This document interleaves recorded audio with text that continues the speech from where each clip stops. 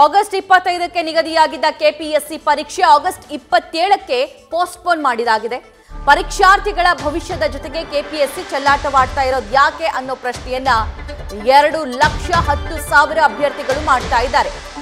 ದುಡ್ಡು ಮಾಡೋದಕ್ಕಾಗಿ exam date ಬದಲಾವಣೆ ಮಾಡಿದ್ರಾ ಅಂತ 3 ಅಧಿಕಾರಿಗಳು ಹಣ ಮಾಡೋದಕ್ಕೆ ಪರೀಕ್ಷೆ ದಿನಾಂಕವನ್ನೇ ಬದಲಾವಣೆ ಮಾಡಿದ್ದಾರೆ ಅಂತ. ಇದು ಕೇವಲ ಅಭ್ಯರ್ಥಿಗಳು ಆರೋಪಿಸ್ತಾ ಇರೋದಲ್ಲ, ಇಲ್ಲಿ ರಾಜಕೀಯ ನಾಯಕರು ಕೂಡ ಈ ಆರೋಪವನ್ನ ಮಾಡ್ತಾ ಇದ್ದಾರೆ.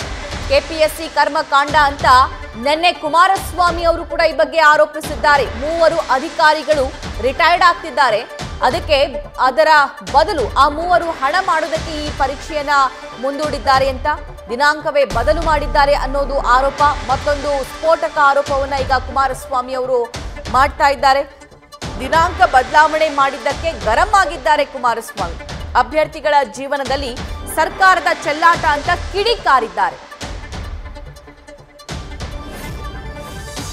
ಈಗಲ ಅದೊಂದು KPSC ಇದೊಂದು ಕರ್ಮಕಾಂಡ. ಈಗ ಅವ್ಯಾವ 3 ಜನ ದುಡ್ಡು ಮಾಡೋಕ್ಕೆ ರಿಟೈರ್ ಆಯ್ತಾರಂತೆ. ಆ ಮಕ್ಕಳು ಕಣ್ಣಲ್ಲಿ ನೀರು ಹಾಕ್ತಾವೆ. ಆ ಚೀಫ್ ಸೆಕ್ರೆಟ್ರಿಗೆ ಹೇಳಿದೆ, ನಿನ್ನ ಮುಖ್ಯಮಂತ್ರಿಗೆ ಹೇಳಿ ಆ ಜೀವನದಲ್ಲಿ ಚೆಲ್ಲಾಟ ಆಡಬೇಡಿ ಅಂತ. ಏನೋ ಮಂಗಳವಾರ ಯಾವತ್ತೋ ಎಕ್ಸಾಮ್ ಮಾಡ್ತಾರಂತೆ. ಎಕ್ಸಾಮ್ ಅಟೆಂಡ್ ಮಾಡೋಕ್ಕೆ ಆಗ್ತಾಯಿಲ್ಲ, ಎಕ್ಸಾಮ್ ಬರೀಬೇಕು ಅಂತವ್ರಿಗೆ ಹೇಳಿದೆ ನಾನು, ಯಾಕೆ ಈ ಥರ ಮಾಡ್ತೀರಿ ಅಂತ. ಯಾರೋ 3 ಜನ ರಿಟೈರ್ ಆಗೋರಿಗೆ ದುಡ್ಡು ಮಾಡ್ಕೊಳ್ಳೋಕ್ಕೋಸ್ಕರ ಈ ತರಾತುರಿ ನಡೆಸ್ಬೇಕಾ? ಈಗಲ ಅದೊಂದು KPSC ಇದೊಂದು ಕರ್ಮಕಾಂಡ. ಈಗ ಅವ್ಯಾವ 3 ಜನ ದುಡ್ಡು ಮಾಡೋಕ್ಕೆ ರಿಟೈರ್ ಆಯ್ತಾರಂತೆ. ಆ ಮಕ್ಕಳು ಕಣ್ಣಲ್ಲಿ ನೀರು ಹಾಕ್ತಾವೆ. ಆ ಚೀಫ್ ಸೆಕ್ರೆಟ್ರಿಗೆ ಹೇಳಿದೆ, ನಿನ್ನ ಮುಖ್ಯಮಂತ್ರಿಗೆ ಹೇಳಿ ಆ ಜೀವನದಲ್ಲಿ ಚೆಲ್ಲಾಟ ಆಡಬೇಡಿ ಅಂತ. ಏನೋ ಮಂಗಳವಾರ ಯಾವತ್ತೋ ಎಕ್ಸಾಮ್ ಮಾಡ್ತಾರಂತೆ. ಎಕ್ಸಾಮ್ ಅಟೆಂಡ್ ಮಾಡೋಕ್ಕೆ ಆಗ್ತಾಯಿಲ್ಲ, ಎಕ್ಸಾಮ್ ಬರೀಬೇಕು ಅಂತವ್ರಿಗೆ ಹೇಳಿದೆ ನಾನು, ಯಾಕೆ ಈ ಥರ ಮಾಡ್ತೀರಿ ಅಂತ. ಯಾರೋ 3 ಜನ ರಿಟೈರ್ ಆಗೋರಿಗೆ ದುಡ್ಡು ಮಾಡ್ಕೊಳ್ಳೋಕ್ಕೋಸ್ಕರ ಈ ತರಾತುರಿ ನಡೆಸ್ಬೇಕಾ? ಈ ಬಗ್ಗೆ ಮತ್ತಷ್ಟು ಲೈವ್ ಡೀಟೇಲ್ಸ್ ನೀಡ್ತಾರೆ ನಮ್ಮ ಕರೆಸ್ಪಾಂಡೆಂಟ್ ಪ್ರಗತಿ. ಬೆಳಗ್ಗೆ ಅಭ್ಯರ್ಥಿಗಳು ಈ ಬಗ್ಗೆ ಆರೋಪಿಸ್ತಾ ಇದ್ರು. ಈಗ ಕುಮಾರಸ್ವಾಮಿ ಅವರು ಕೂಡ ನಿನ್ನೆಯ ಪ್ರೆಸ್ ಮೀಟ್ ನಲ್ಲಿ ಇದೇ ಆರೋಪವನ್ನ ಮಾಡಿದ್ರು. ಸಾಲದಕ್ಕೆ 3 ಆಫೀಸರ್ಸ್ಗಳ ವಿರುದ್ಧ ಅವರು ಆಕ್ರೋಶವನ್ನ ವ್ಯಕ್ತಪಡಿಸ್ತಾ ಇದ್ದಾರೆ. ಸ್ವಂತ ಲಾಭಕ್ಕೋಸ್ಕರ ಈ ರೀತಿ ಪೋಸ್ಟ್ಪೋನ್ ಮಾಡಿದ್ದಾರೆ ಅಂತ. ಈ ಎಕ್ಸಾಮ್ ಪೋಸ್ಟ್ಪೋನ್ ಮಾಡಿದ್ರೆ ಆ 3 ಅಧಿಕಾರಿಗಳಿಗೆ ಏನ್ ಲಾಭ ಆಗುತ್ತೆ? ಒಂದು, ಮತ್ತೊಂದು ಆ ಅಧಿಕಾರಿಗಳು ಯಾರು?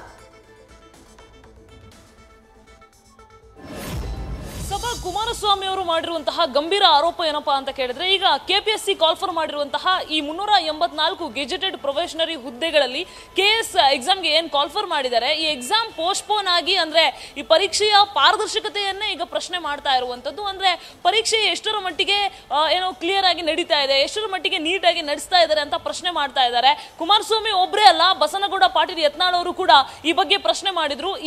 ಈ ಸಲ ನಡೆಸ್ತಾ ಇರುವಂತಹ ಪರೀಕ್ಷೆ ಇವರು ಯಾವ ರೀತಿಯಾಗಿ ನಡೆಸ್ತಾ ಇದ್ದಾರೆ ಅಂತ ಅದರ ಪಾರದರ್ಶಕತೆಯ ಬಗ್ಗೆ ಪ್ರಶ್ನೆ ಮಾಡಿರುವಂತದ್ದು. ಇಲ್ಲಿ ಅಂದ್ರೆ ಕೆಪಿಎಸ್ಸಿ ಅಲ್ಲಿ ಸಾಮಾನ್ಯವಾಗಿ ನಿಮ್ಗೆ ಗೊತ್ತಿರೋ ಹಾಗೆ ಒಬ್ರು ಅಧ್ಯಕ್ಷರು ಇರ್ತಾರೆ, ಇನ್ನೊಬ್ರು ಕಾರ್ಯದರ್ಶಿ ಇರ್ತಾರೆ. ಅವರ ಅಂಡರ್ ಅಲ್ಲಿ ಒಂದಷ್ಟು ಜನ ಮೆಂಬರ್ಸ್ ಇರ್ತಾರೆ, 10 ರಿಂದ 11 ಜನ ಮೆಂಬರ್ಸ್ ಇರ್ತಾರೆ. ಈ ಮೆಂಬರ್ಸ್ ಅಲ್ಲಿ 3 ಜನ ಮೆಂಬರ್ಸ್ ಈಗ ರಿಟೈರ್ಡ್ ಆಗ್ತಾ ಇದ್ದಾರೆ. ಅವರು ರಿಟೈರ್ಡ್ ಆಗುವ ಪೂರ್ವದಲ್ಲೇ ಎಕ್ಸಾಮ್ ಅನ್ನ ನಡೆಸಿದ್ರೆ, ಎಕ್ಸಾಮ್ ನ ನಡೆಸುವಂತಹ ಸಂದರ್ಭದಲ್ಲಿ ಒಂದಷ್ಟು ದುಡ್ಡು ಮಾಡ್ಕೊಳ್ಬಹುದು ಅನ್ನುವಂತಹ ಲೆಕ್ಕಾಚಾರದಲ್ಲಿ, ಕೋಟ್ಯಾಂತರ ರೂಪಾಯಿ ಭ್ರಷ್ಟಾಚಾರವನ್ನ ಮಾಡಬಹುದು ಅನ್ನುವಂತಹ ಲೆಕ್ಕಾಚಾರದಲ್ಲಿ ಈಗ ಈ ಎಕ್ಸಾಮ್ ಅನ್ನ ತರಾತುರಿಯಲ್ಲಿ ನಡೆಸ್ತಾ ಇದ್ದಾರೆ. ಇದೊಂದು ಕೆಪಿಎಸ್ಸಿಯ ಕರ್ಮಕಾಂಡ. ಸರ್ಕಾರನೂ ಕೂಡ ಇದ್ರ ಬಗ್ಗೆ ಗಮನ ಹರಿಸ್ತಾ ಇಲ್ಲ ಅಂತ ಕುಮಾರಸ್ವಾಮಿ ಅವರು ಗಂಭೀರವಾದ ಆರೋಪವನ್ನ ಮಾಡಿರುವಂತದ್ದು. ಇನ್ನ ಅಧಿಕಾರಿಗಳು ಯಾರು ಅನ್ನುವಂತಹ ವಿಚಾರ ಕುಮಾರಸ್ವಾಮಿ ಅವರೇ ಹೇಳಬೇಕು, ಯಾಕಂದ್ರೆ ಅದ್ರ ಬಗ್ಗೆ ಕ್ಲಿಯರ್ ಆದಂತಹ ಇನ್ಫಾರ್ಮೇಶನ್ ಇಲ್ಲ. ಯಾಕಂದ್ರೆ ಇದು ಅವ್ರು ಮಾಡಿರುವಂತಹ ಆರೋಪ, ಭ್ರಷ್ಟಾಚಾರಕ್ಕೆ ಎಡೆ ಮಾಡ್ಕೊಡ್ತಿದ್ದಾರೆ ಅಂತ ನೇರವಾಗಿ ಆರೋಪ ಮಾಡಿದ್ದಾರೆ. ಈ ಹಿಂದೆ ಇದ್ರ ಬಗ್ಗೆ ಟ್ವೀಟ್ ಕೂಡ ಮಾಡಿದ್ರು. ಕೆಪಿಎಸ್ಸಿಯ ಸದಸ್ಯರು ರಿಟೈರ್ಡ್ ಆಗೋದಕ್ಕೋಸ್ಕರ, ರಿಟೈರ್ಡ್ ಆಗೋದಕ್ಕೂ ಮುಂಚೆ ಎಕ್ಸಾಮ್ ಅನ್ನ ನಡೆಸಿದ್ರೆ ಈ ಎಕ್ಸಾಮ್ ನಡೆಯುವಂತಹ ಹಂತಗಳಲ್ಲಿ ದುಡ್ಡು ಮಾಡಬಹುದು ಅನ್ನೋದು ಇವರ ಒಂದು ಲೆಕ್ಕಾಚಾರ. ಹಾಗಾಗಿ ತರಾತುರಿಯೆಲ್ಲ ಎಕ್ಸಾಮ್ ಮಾಡ್ತಾ ಇದ್ದಾರೆ ಅಂತ ನೇರವಾಗಿ ಆರೋಪ ಮಾಡಿರುವಂತದ್ದು. ಇವರ ಆರೋಪಕ್ಕೆ ಇವರೊಬ್ಬರೇ ಅಲ್ಲ, ಅಭ್ಯರ್ಥಿಗಳು ಕೂಡ ಇವರ ಆರೋಪಕ್ಕೆ ಪುಷ್ಟಿ ಕೊಡುವ ಹಾಗೆ ಮಾತಾಡಿದ್ರು. ಅವರು ಕೂಡ ಹೇಳ್ತಾ ಇದ್ರು, ನಾವು ನಮ್ಮ ಕಡೆಯಿಂದ ಒಂದಷ್ಟು ಜನ ಈ ಸಂಬಂಧಪಟ್ಟಂತಹ ಅಧಿಕಾರಿಗಳನ್ನ ಮೀಟ್ ಮಾಡೋದಕ್ಕೆ ಹೋದಂತಹ ಸಂದರ್ಭದಲ್ಲಿ ಅವ್ರು ಕೊಡ್ತಾ ಇರುವಂತಹ ಉತ್ತರ ಏನಪ್ಪಾ ಅಂತ ಹೇಳಿದ್ರೆ ಪ್ರಶ್ನೆ ಪತ್ರಿಕೆ ಆಲ್ರೆಡಿ ರೆಡಿ ಆಗಿದೆ, ಈಗ ಪೋಸ್ಟ್ಪೋನ್ ಮಾಡಕ್ ಆಗಲ್ಲ ಅನ್ನುವಂತಹ ಉತ್ತರಗಳನ್ನ ಕೊಟ್ರು ಅನ್ನುವಂತಹ ಅಭಿಪ್ರಾಯವನ್ನು ಕೂಡ ಹಂಚ್ಕೊಳ್ತಾ ಇದ್ರು. ಸಾಮಾನ್ಯವಾಗಿ ಈ ರೀತಿಯಾದಂತಹ ಎಕ್ಸಾಮ್ KS ಎಕ್ಸಾಮ್ಗಳು ನಡೆಯುವಂತಹ ಸಂದರ್ಭದಲ್ಲಿ ಸಾಮಾನ್ಯವಾಗಿ ಎಲ್ಲಾ ರಾಜ್ಯದಲ್ಲೂ ಕೂಡ ಈ ನೇಮಕಾತಿ ನಡೆಯುತ್ತೆ. ಸೊ ಅಂತಹ ಸಂದರ್ಭದಲ್ಲಿ ಬೇರೆ ರಾಜ್ಯಗಳ ಯಾವ ರೀತಿಯಾಗಿ ಅನುಸರಿಸ್ತಾರೆ ಅಂತ ಕೇಳಿದ್ರೆ ಒಂದು 6 ರಿಂದ 7 ದಿನಗಳ ಮುಂಚಿತವಾಗಿ ಪ್ರಶ್ನೆ ಪತ್ರಿಕೆಯನ್ನ ರೆಡಿ ಮಾಡ್ತಾರೆ. ಯಾರು ಕೂಡ ಒಂದೊಂದು ತಿಂಗಳು 2 ತಿಂಗಳು ಮುಂಚಿತವಾಗಿ ಪ್ರಶ್ನೆ ಪತ್ರಿಕೆಯನ್ನ ರೆಡಿ ಮಾಡಲ್ಲ, ಯಾಕಂದ್ರೆ ಪ್ರಶ್ನೆ ಪತ್ರಿಕೆ ಲೀಕ್ ಆಗುವಂತಹ ಭೀತಿ ಎಲ್ಲರಲ್ಲೂ ಇರುತ್ತೆ. ಸೊ ಹಾಗಾಗಿ ಈ ರೀತಿಯಾಗಿ 1 ತಿಂಗಳ ಮುಂಚಿತವಾಗಿ ಪ್ರಶ್ನೆ ಪತ್ರಿಕೆ ರೆಡಿ ಮಾಡಿಟ್ಕೊಂಡಿದ್ದಾರೆ ಅಂದ್ರೆ ಈ ಪ್ರಶ್ನೆ ಪತ್ರಿಕೆನ ಯಾರಿಗಾದ್ರೂ ಕೊಡುವಂತಹ ಅಥವಾ ಏನಾದ್ರೂ ಲೀಕ್ ಮಾಡುವಂತಹ ಉದ್ದೇಶ ಇದೆಯಾ, ಈ ರೀತಿಯ ಸಾಕಷ್ಟು ಅನುಮಾನಗಳನ್ನ ವ್ಯಕ್ತಪಡಿಸಿದ್ರು.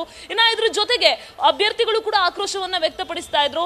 ಸಾಮಾನ್ಯವಾಗಿ ನಿಮ್ಗೆ ಗೊತ್ತಿರೋ ಹಾಗೆ ಈ KS ಎಕ್ಸಾಮ್ಗಳೆಲ್ಲ ಯಾವ ರೀತಿಯಾಗಿ ನಡೆಯುತ್ತೆ ಅಂದ್ರೆ 3 ಹಂತದಲ್ಲಿ ನಡೆಯುತ್ತೆ. ಒಂದು ಪ್ರಿಲಿಮ್ಸ್ ಇರುತ್ತೆ, ಇನ್ನೊಂದು ಮೈನ್ಸ್ ಇರುತ್ತೆ, ಅದಾದ್ಮೇಲೆ ಇಂಟರ್ವ್ಯೂ ಇರುತ್ತೆ. ಈ 3 ಹಂತಗಳಲ್ಲಿ ಎಕ್ಸಾಮ್ ನಡೆಯುವಂತಹ ಸಂದರ್ಭದಲ್ಲಿ ಏನಾದ್ರೂ ಭ್ರಷ್ಟಾಚಾರಕ್ಕೆ ಎಡೆ ಮಾಡಿ ಕೊಡೋದಕ್ಕೆ ಈ ರೀತಿಯಾಗಿ ತರಾತುರಿಯಲ್ಲಿ ಎಕ್ಸಾಮ್ ಅನ್ನ ಫಿಕ್ಸ್ ಮಾಡಿದ್ದಾರಾ ಅನ್ನುವಂತಹ ಅನುಮಾನಗಳು ಈಗ ಹುಡ್ತಾ ಇರುವಂತದ್ದು. ಯಾಕಂದ್ರೆ ಆಗಸ್ಟ್ 25ಕ್ಕೆ ಎಕ್ಸಾಮ್ ನಿಗದಿಯಾಗಿತ್ತು. ಆ ದಿನ ಬೇರೆ ರೀತಿಯಾದಂತಹ ಎಕ್ಸಾಮ್ ಅಂದ್ರೆ ಬ್ಯಾಂಕಿಂಗ್ ಎಕ್ಸಾಮ್ ಇದ್ದಂತಹ ಕಾರಣ ಈ ಬಗ್ಗೆ ನ್ಯೂಸ್ ಫಸ್ಟ್ ಕೂಡ ಸತತವಾಗಿ ವರದಿ ಮಾಡಿ ಈ KPSC ಏನು ಸಮಸ್ಯೆ ಮಾಡ್ತಾ ಇದೆ ಅನ್ನೋದ್ರ ಬಗ್ಗೆ ಸತತವಾಗಿ ವರದಿ ಮಾಡಿ KS ಅಭ್ಯರ್ಥಿಗಳ ಪರವಾಗಿ ನ್ಯೂಸ್ ಫಸ್ಟ್ ಕೂಡ ನಿಂತಿತ್ತು. ನ್ಯೂಸ್ ಫಸ್ಟ್ ವರದಿಯ ಬೆನ್ನಲ್ಲೇ CM ಕೂಡ ಸೂಚನೆ ಕೊಟ್ಟು ಎಕ್ಸಾಮ್ ಅನ್ನ ಪೋಸ್ಟ್ಪೋನ್ ಮಾಡಕ್ಕೆ ಹೇಳಿದ್ರು.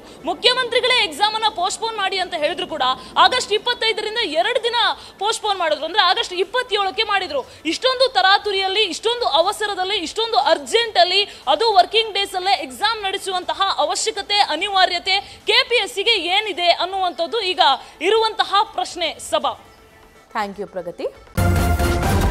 ನ್ಯೂಸ್ ಫಸ್ಟ್ ನಿರ್ಭೀತಿಯಿಂದ ನಿಮ್ಮ ಪರವಾಗಿ.